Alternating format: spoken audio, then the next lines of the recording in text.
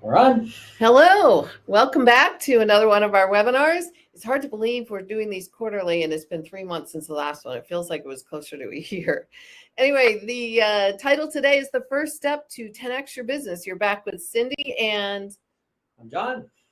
from the Metis Group. So let's dig in. Well, for a couple of things, we're going to be recording this for those who are going to want to pass on the recording later. Also, we'll make the slides available to those who've registered. And it'll go about a half hour. Yeah. Plus or minus some questions and answers that you might have at the end. John will be manning the chat. So if you have any questions there, feel free to put them out in the chat and we'll try to address them. If we know the slide's coming up, we'll wait till we get to that slide. And otherwise, we'll answer other questions at the very end. I'm getting a note here that we can't see you, just your screen. I can see you on my side here. I don't know if interesting. It says that is they can't see us. Well, that's too bad because we look good today. No. What did you see? Interesting. So I don't know what to do about it. It says that the video's on. Let me try to turn the video off and video on. All right, I saw you leave, and you should jump back on. There you go. I see you. Okay. Well, we'll take it from here.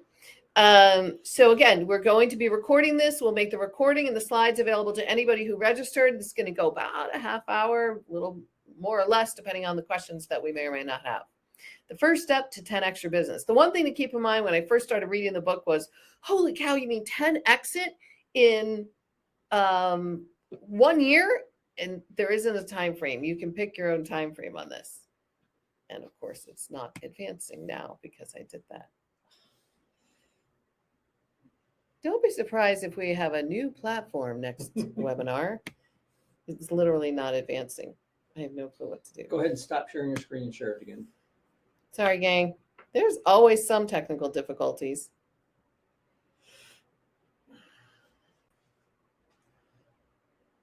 So the topic here is based on a recent book released by Dan Sullivan on different practices to grow your business exponentially.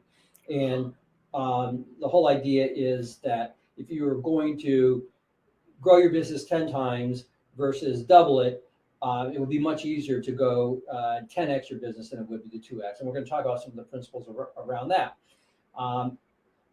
But the first idea is that it's much easier to actually 10X than it is 2X. And though that seems crazy, the idea is that if you blow things up and you reinvent your business, in the end, it'll actually be easier to run than if you kept everything the way it was and you just work twice as hard to make things happen.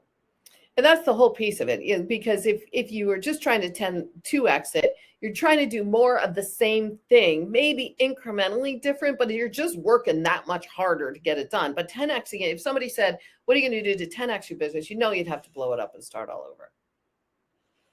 So when we go for 10X, it requires us to let go of maybe up to 80% of the current life and focus and really focusing all in on the top 20% of the things that are most relevant and on which we have the greatest impact. Yeah, so the whole idea is to do more, you have to be doing less as a leader.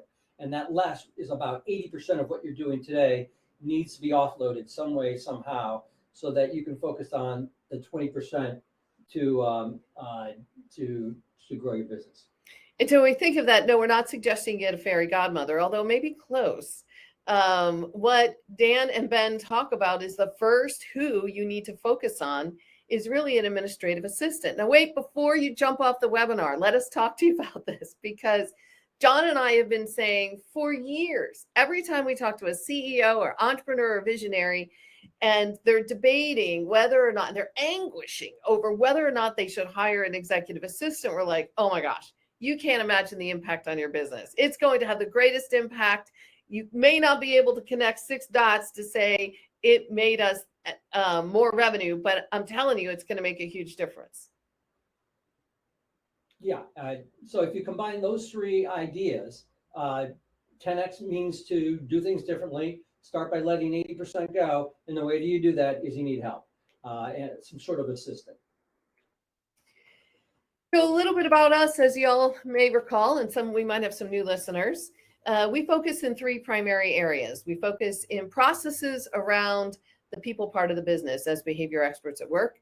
So we're all about helping you get the right people in the right seats in selection. Let's stop with those awful hires or even mediocre hires. We need that exceptional talent.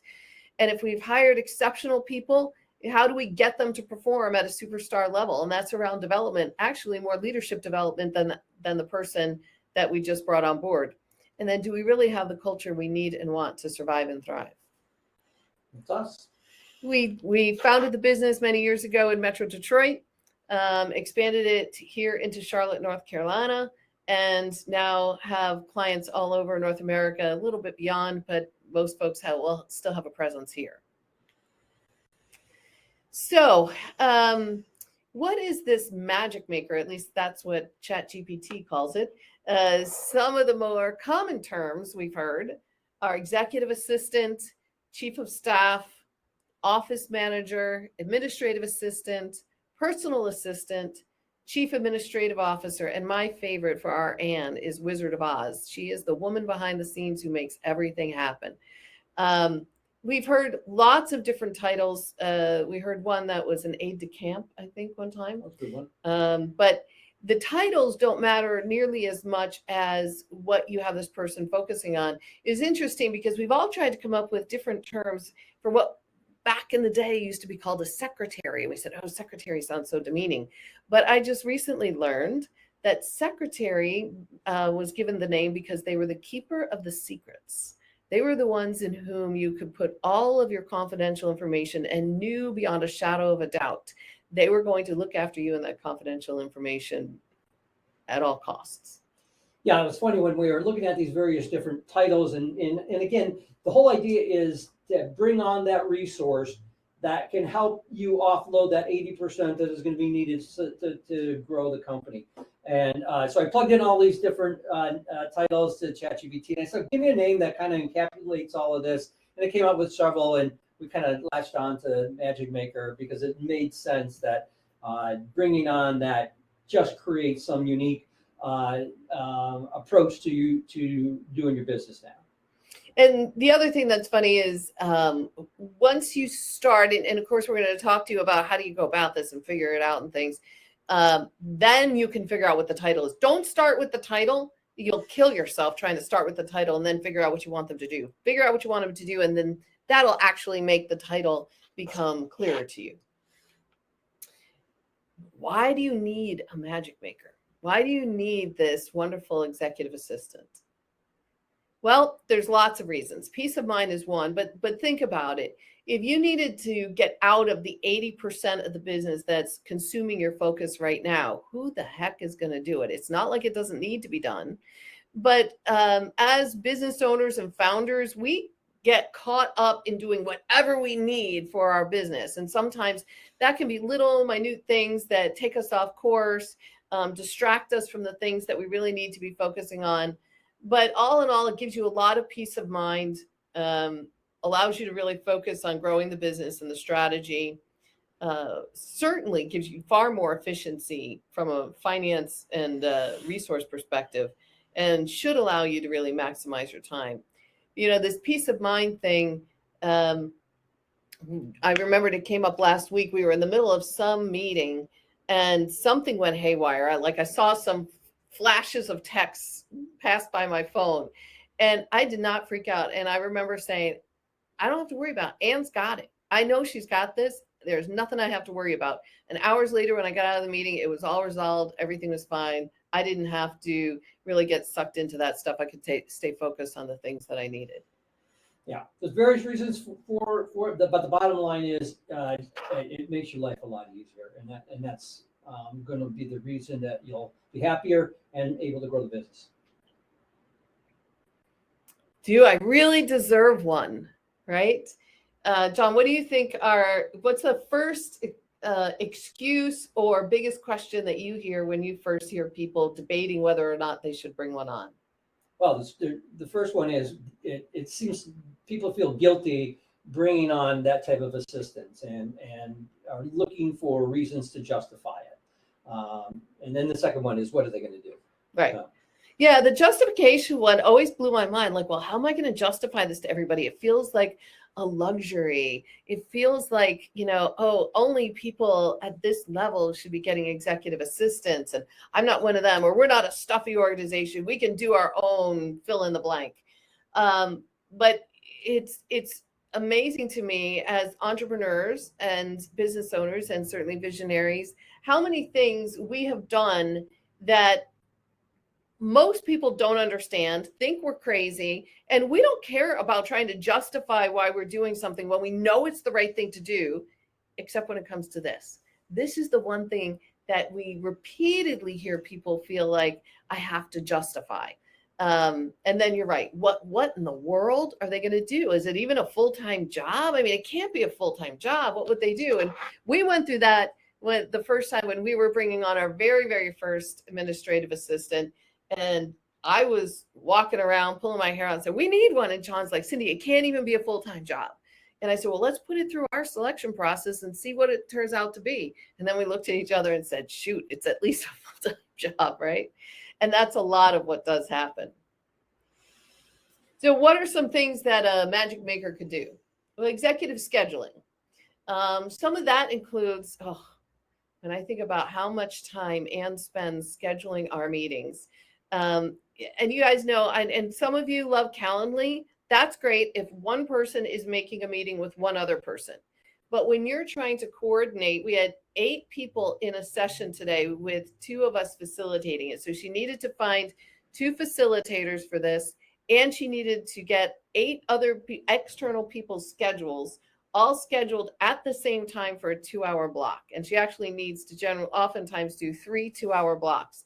And it is an insane Rubik's Cube of just getting that done, not including times where I've got flights booked to get to someplace for a speaking event or for a client facing event, and somebody needs 20 more minutes of my time, and Anne will somehow wave a magic wand and find a 20-minute hole that she can give me, even at the airport or something, to talk to somebody that she knows is a super high priority for me.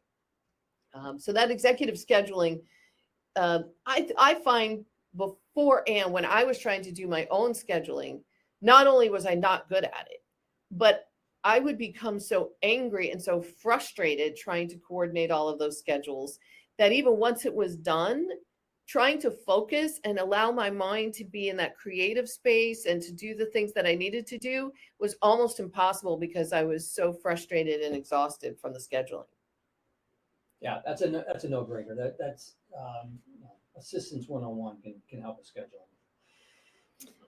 Communication management. You want to talk a little bit about that, John? Yeah, I mean, there's no reason that your magic maker can't help triage your inbox and help with email and determining what's important and what isn't, answering those emails that are standard and don't require the leader's attention. Any kind of posting can be done by an assistant, that whether it's LinkedIn or other types of social media. Those communications, most of the communications we do are pretty straightforward and can be done with a little bit of help. That also includes some social media communications, posts on LinkedIn. If you've got something that should be touted about some place you're visiting, a client you're working with, a presentation you're making, that kind of stuff can all be done there. Travel, event, and expense coordination. Holy cow. Yes, we can all go online and book our flights and book our hotels and but really, is that a good use of your time scheduling those things? And I know people don't know your preferences. I say all the time, well, nobody knows you know what? Anne knows. It's always aisle seat. Try to get me into comfort, if not first class, so that I can get bumped up to first class.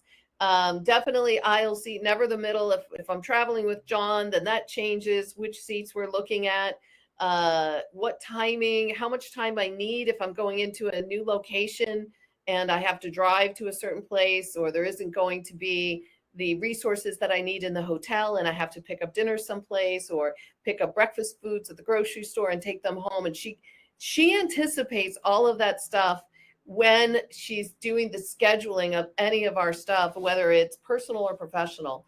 And that's important when you're clarifying it too, because there are some executive assistants out there who will not do any of the personal things.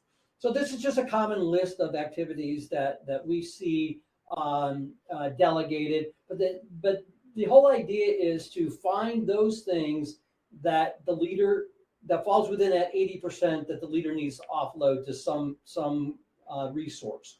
And these are typical activities, but the most important one is the ninth item here is anything that you can do to offload an activity to make you more productive. And that can be anything from a personal item like running an errand. It could be internal item like managing the office.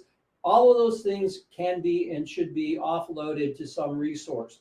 Another tip that I heard a leader do just recently is they had their assistant shadow them for a day, just observing some of the things that they were doing. And through that shadowing, that assistant was able to understand how things got done, but things that they could do that the leader may not even thought of delegating. So it was that type of understanding of what was happening that the assistant could take over. I remember we just listened to a podcast recently with John Corcus, and he was saying one of the things that he hates the most is purchasing and wrapping Christmas presents. So he would send something that came across his screen to his executive assistant and say, "This is for my brother for Christmas. This is for my third kid for Christmas." And then when Christmas would roll around, he's like, "Oh, I got to do all the shopping." She's like, "Oh no, you got most of it done already." and oh, by the way, it's wrapped. The other thing I think the most for us, I would say where Ann has had the biggest impact for us is on that personal support. And don't feel guilty about that. It's whatever you can do to make you more productive. And I'll give you just a couple of examples because this stuff can take us off our game as executives and business leaders. But you know how hard it is these days to schedule contractors for the house, a plumber, an electrician, whatever. And wait around because they'll give you a 4 to 6 hour window of when they're going to show up. And when she can take her computer and sit there and get done a lot of routine stuff while she's babysitting the electrician and we're back in the business and doing the other things, that's a whole lot more productive than for us to do that kind of stuff, as well as the running errands and picking up Hallmark cards or whatever. I mean, I still buy John's, but everybody else is basically Ann's buying. Right. So what if you already have one? That's great. Getting some more clarity on the role is huge. I did know one executive assistant who actually went to take a mind reading class because she felt she wasn't very good at it. She still didn't keep her job. She wasn't very good at it. But we know that they can't read minds necessarily. They want to anticipate things. To John's point, shadowing you is the best way for them to anticipate where they can add some additional value. But the role clarity is huge. You might need more than one. This John Corcus, did I get the name right? I know it was Corcus. Was it John? I know it's CORCOS. He has 4 executive assistants for different purposes. And they all do different things because he's found that makes him that much more productive. But so getting the executive assistant some clarity around their role and what the expectations are is pretty huge. Adding different types, office manager, COO might be a stretch. Again, until you look at the scorecard. You don't want to ask a COO to go babysit your house if that's the role. But if the role is a lot more that fits into executive assistant, office manager versus COO, once you build out the role, you'll know that a little bit better. Yeah, and there's no reason that multiple executive assistants or other types of assistants can't support various leaders. It doesn't necessarily have to be just the CEO or the founder who's getting the support, though that's required to offload that 80% so that they can 10x the business. But there's no reason that other leaders within the organization whose time is valuable, who are going to need to delegate so that they can help scale the business, can't take advantage of some of these resources as well. Yeah, we certainly had that. One of my jobs in a previous life when I was in sales briefly, we had a huge sales department. I think we had probably 10 people on new sales, and we probably had 12 or 15 on existing clients. And we had 2 executive assistants supporting us all. And that did not include the sales executives, that they had their own executive assistant. But that was huge. Salespeople can be far more productive if they're not doing a lot of the routine work, even updating CRMs and making sure that the proposals are correct. That's huge. So the next question we get is, oh, what about these virtual assistants? That sounds cool. And they're so much less expensive. One thing I would say is, please don't think of this as an expense. Think of it as an investment. It's really, I will tell you, I can't tell you enough how much of a positive impact it's going to make on your bottom line by bringing this person in, even top line. We were on a 2-month break with Anne for a little while, and there was no doubt we saw a downtick in the business and immediate uptick when she came back. So what are some things to consider when you're debating whether or not to use a virtual hire or somebody in person? Be serious about how frequently you need to connect with them, whether it's to pick up the phone or Zoom or Teams or whatever.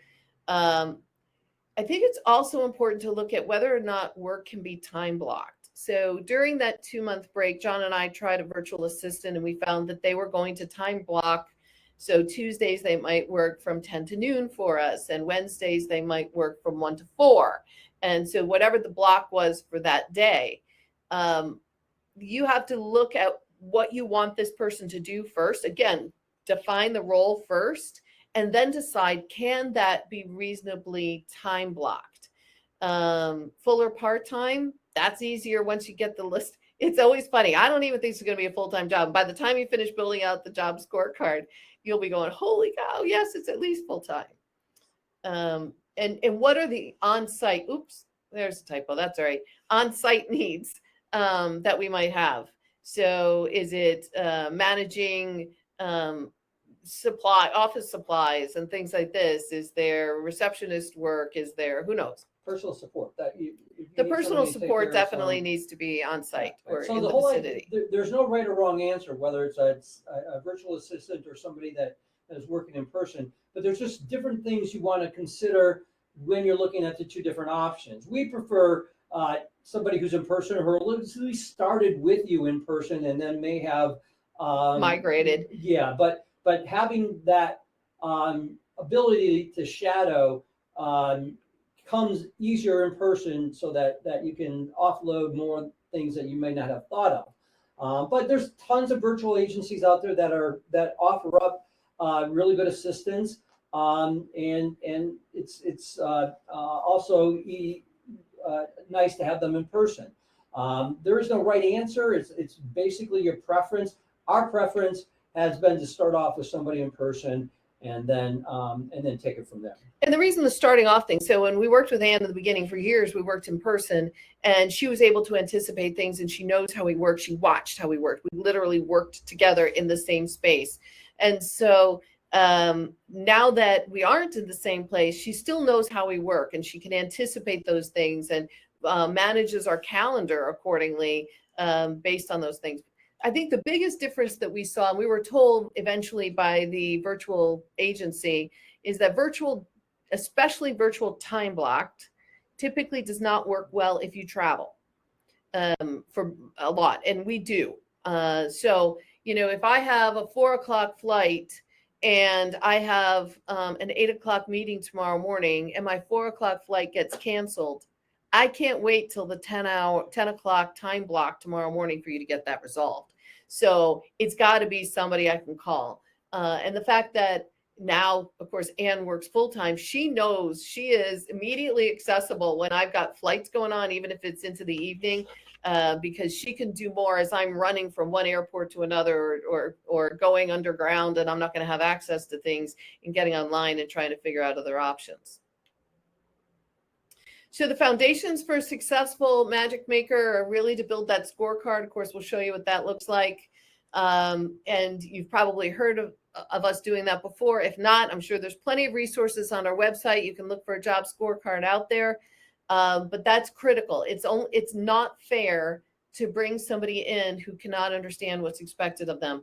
There are 3 jobs that have the greatest variability across companies, and those are sales, human resources, and executive assistant. So there are no single templates for what those people will do. If you aren't crystal clear about what success looks like in the job, how somebody's going to be spending their time, what you're holding them accountable for, they will do what they think is best, which may be completely different from what you were looking for.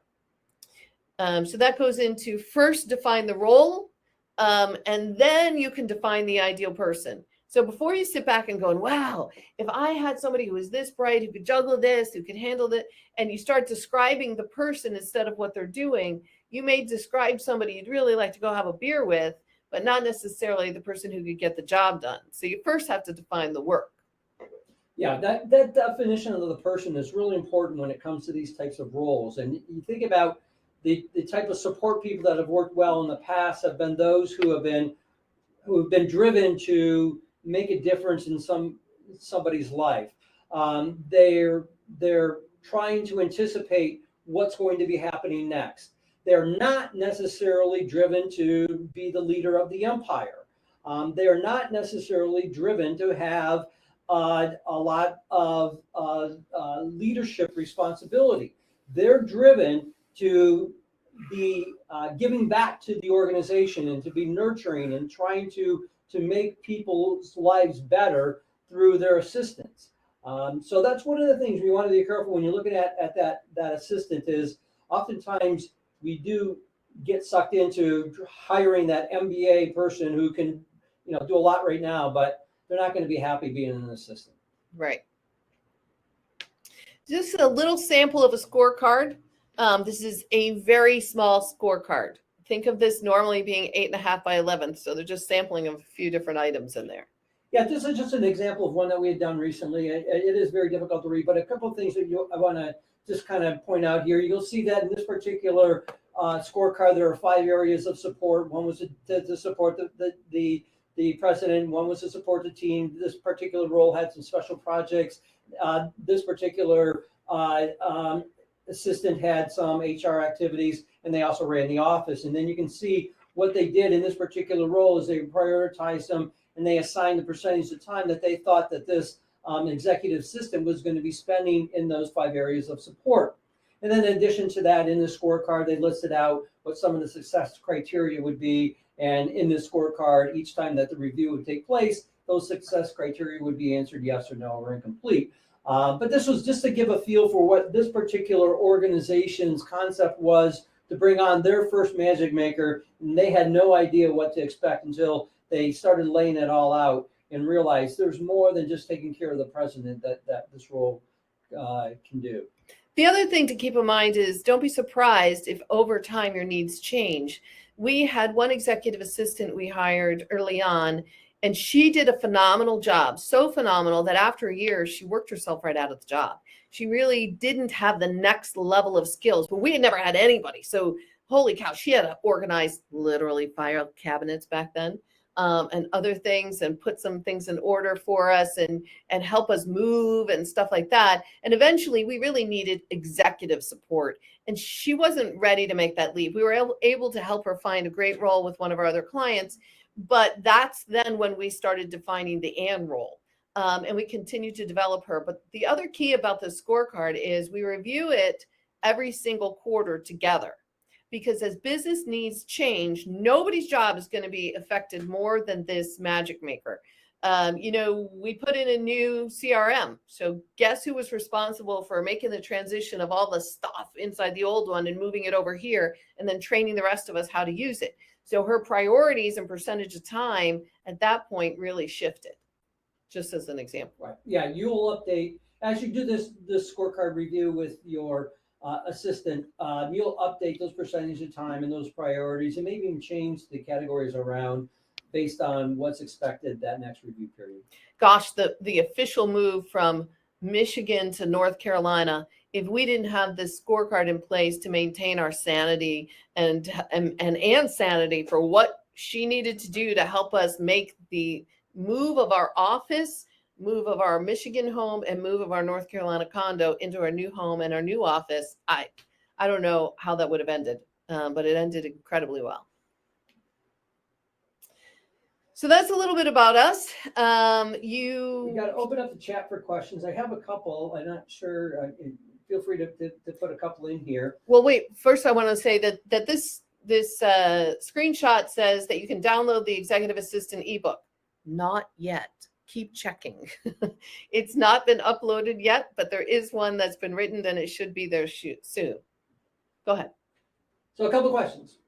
First one I have here is, how much should you expect to pay for this type of resource? That's a really good question. Again, start with the scorecard. It really varies tremendously. We've seen anything from almost a very entry-level clerical position at $45,000 to $150,000, somewhere in there. It also depends geographically. We were shocked helping one of our clients in New York City find an executive assistant. We thought, they've got to be teaming with executive assistants. And it was very difficult to find and very, I thought, expensive compared to what I was accustomed to. Well, a couple of them, yeah. You also virtual versus in person. You'll probably play less virtual. There are a lot of Filipino-based agencies. I think the high end is almost like $20 an hour. The average might be around 5 to 10 if you're working through an agency on somebody virtually. My advice that we give our clients is to overpay and overexpect. Again, this is an investment, and to try and cut corners on such an enormous impact doesn't make sense at all. So if your gut was telling you to pay X, pay 10% more than X, and expect 10% more than what you thought going into it. Right. Is really key. Another question I have here is, when you're bringing on somebody, should you lean more towards a younger, inexperienced person, or somebody who's more senior and experienced? Oh, what a wonderful question. A lot of that depends on your level of experience and your clarity. So I was 24 when I got my first executive assistant, who was much older than me. She could have been my mom. She was amazing, but I remember the day, fateful day, she walked into my office, closed the door, and said, "We need to talk." And nobody likes to hear that at work or at home. And she sat down and she said, "You are not nearly using me to my capacity. There's so much more I could be doing for you if you kept me in the loop." And she taught me how to really leverage her personally, her skills, in ways I could have never dreamed of, which is really what influenced then what I was looking for when we started really growing this business and we needed an executive assistant of our own. So I would say, if you really don't know what you're in for, somebody who's been there before and done that can be they can be great teachers of you.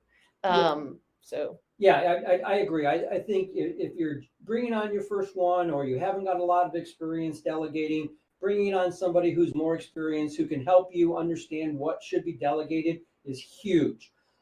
That's very, very beneficial. When you do bring on somebody junior, you're going to get a little bit more energy. You're going to get a little bit more tech savvy, but you're not quite sure what their career path is going to be.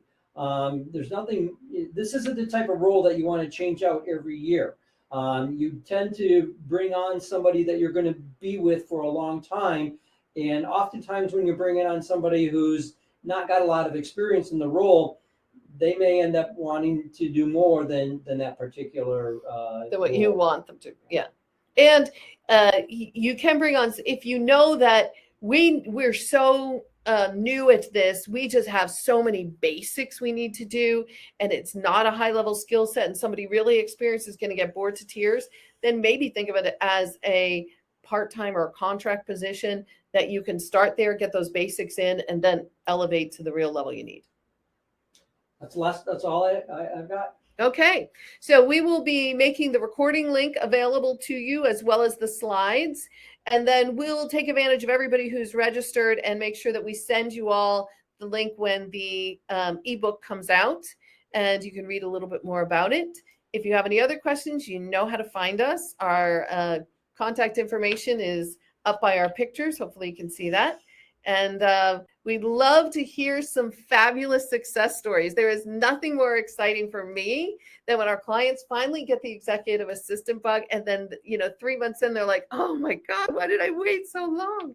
So it's please share your stories with us. We'd love to hear them. Thanks again.